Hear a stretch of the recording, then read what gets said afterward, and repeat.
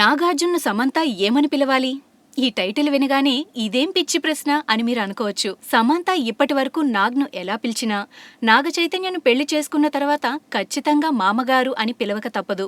మీరు 50+ కూడా చాలా యంగగా కనిపిస్తారు. అలాంటప్పుడు మీ కోడళ్ల చేత మామగారు అని పిలిపించుకోవడానికి ఇబ్బంది పడతారా అని జర్నలిస్ట్ అడగ్గా దానికి వెరైటీగా సమాధానం చెప్పారు కింగ్. శ్రియా భూపాల్ చిన్నప్పటి నుంచి నాగ్ మామ అని పిలుస్తుంది. సమంత మాత్రం నన్ను మామ అని పిలిచేందుకు ఇబ్బంది పడుతున్నట్లు కనిపిస్తోంది.